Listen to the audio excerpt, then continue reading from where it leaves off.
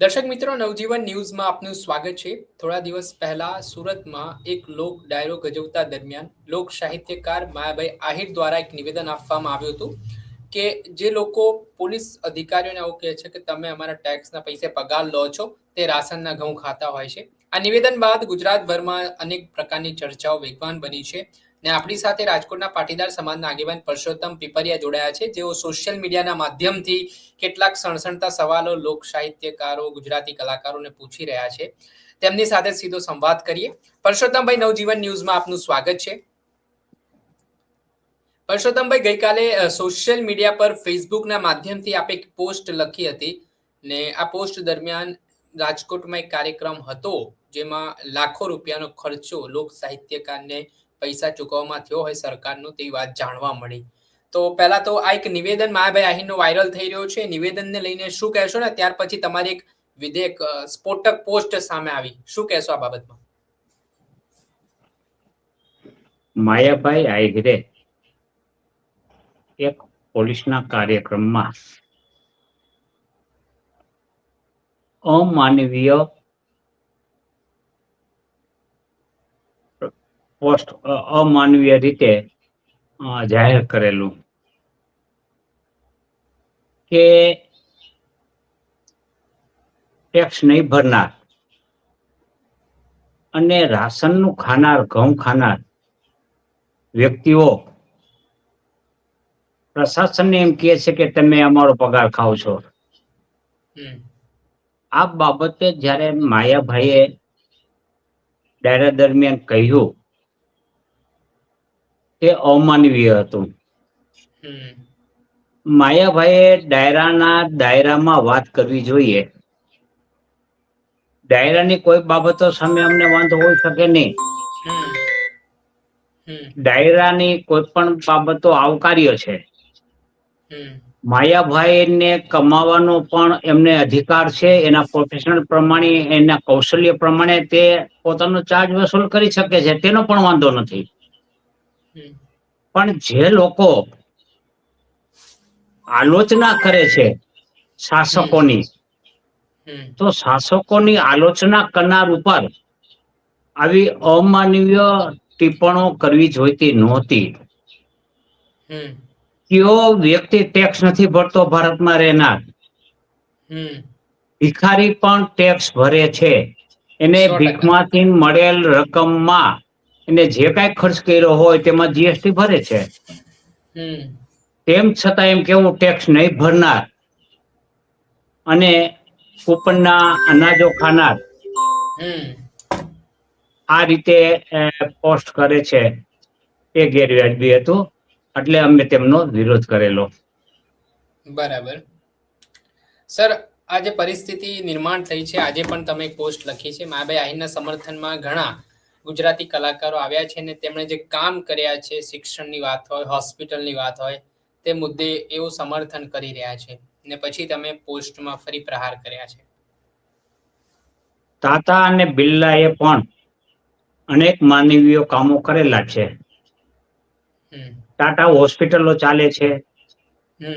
બિરલાએ પણ અનેક ધાર્મિક સ્થળોએ સેવાકીય કામો ફરજ બજાવેલી છે અને અનેક દાતાઓ આવા સારા કાર્ય કરે છે.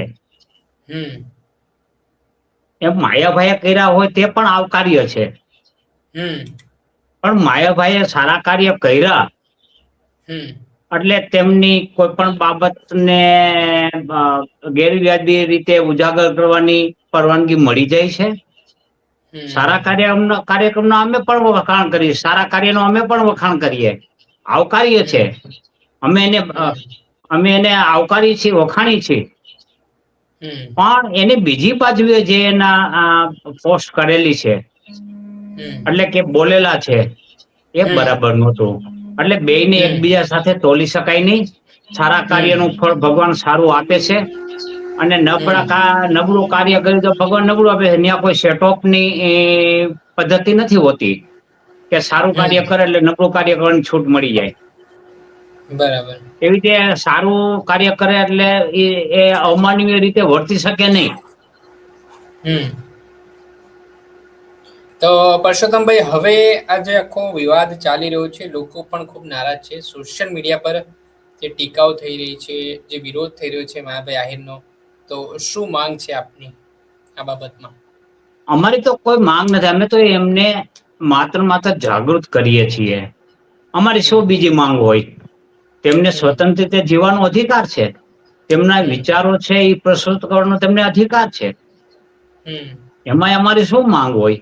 કોઈ માંગ ન હોય. અમે તો એમ છે કે અમે એમનું ધ્યાન દોરીએ છીએ માત્ર, કે આવી બાબતોથી દૂર રહેવું જોઈએ, અમાનવીય બાબતોમાં પડવું ન જોઈએ. બીજી કેટલીક બાબતો છે, એમના અગાઉના પણ વિડીયોમાં આવેલી છે કે હોળીમાં અમે બેહાડીને હવાર બપોર સાંજ સરભરા કરીએ છીએ. આ બધી અમાનવીય બાબતો છે. એવું ન થવું જોઈએ. અમારું તો એક વડીલ તરીકે એનું ધ્યાન દોરીએ છીએ. અમારી માંગ બીજી કોઈ હોઈ શકે જ નહીં. તો અને અમારી આમાં ફરજ છે લોક સાહિત્યકાર આલોચના કરવી એ હરેક નાગરિકની ફરજ છે. લોક સાહિત્યકારને લોકો મોટી સંખ્યામાં સાંભળતા હોય છે ને એમનું કામ છે કે સમાજમાં એક સારો મેસેજ, પોઝિટિવ મેસેજ પહોંચાડવામાં આવે. ત્યારે આ પ્રકારે જ્યારે લોક સાહિત્યકારો જાહેર મંચ પરથી આ નિવેદનો કરે છે, તો એને સમાજ પર કેવી અસર આપ જોવો છો? કેમ કે ઘણા બધા લોકો એમનાથી અલગ આશા અપેક્ષા રાખે છે કે સમાજમાં સુધારો આવે.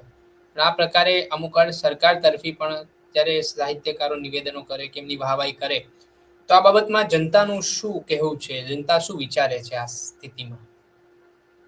જો કોઈ પણ કલાકારને કોઈ પણ પક્ષના વિચારો કરવાની સ્વતંત્રતા છે. એ ચાહે ભાજપના કરે, કોંગ્રેસના કરે કે આપના કરે, કોઈ વાંધો હોઈ શકે નહીં. એ જ્યારે કોઈ પક્ષનું બોલવું હોય ત્યારે એ પક્ષનો ખેસ પહેરીને ભલે બોલે, એની સામે ક્યાં વાંધો છે? પરંતુ હરણના રૂપમાં મારીચ ન બનવું જોઈએ. તમારી કથની જુદી છે, કરણી જુદી છે, એવું ન થવું જોઈએ. તમારા લાખો ચાહકો એ તમને ફોલો કરે છે, એમને ગેરમાર્ગે ન દોરાય. તમે કરો પ્રચાર કરવો જ જોઈએ. હું તો કઉ છું રાજકારણમાં આવવું જ જોઈએ ને. રાજકારણના ભલે એને યોગ્ય વળતર મળતું હોય અને એને એના પ્રોફેશન છે એને બોલવું પણ જોઈએ, એ પણ આવકાર્ય છે. પણ એમને ખેસ પહેરીને બોલવું જોઈએ, એટલે લોકોને ખબર પડે કે અત્યારે જે વાત કરે છે એ પક્ષના પ્રચાર માટે કરે છે. કોઈ વાંધો નથી, કરે એમાં આવકાર્ય છે. કેવી રીતે ના પાડી શકાય? એની રોજીરોટી છે, અમે ના પાડતા જ નથી. આપણે પેપરમાં લખીએ છીએ કે આ સમાચાર છે અને આ જાહેરાત છે. 3 ટપ્પા કરીએ છીએ. શા માટે કરીએ છીએ? કે વાંચનાર વર્ગ છે એ ગેરસમજણ ન કરે કે આ કોઈ પ્રેસ નોટ નથી, આ એનો પ્રચાર પ્રસાર છે. ત્યારે આ ડાયરો નથી, આ એનો પ્રચાર પ્રસાર છે, એવું એમને સાબિત ખુલ્લું કરવું જોઈએ. બસ આટલી જ વાત છે, બીજી કોઈ વાત નથી. ચોક્કસથી સર, ખૂબ ખૂબ આભાર. તમે તમારો મહત્વપૂર્ણ સમય આપ્યો અને સોશિયલ મીડિયાના માધ્યમથી તમે એક વડીલ તરીકે પણ ધ્યાન દોર્યું છે માયાભાઈ આહિરનું.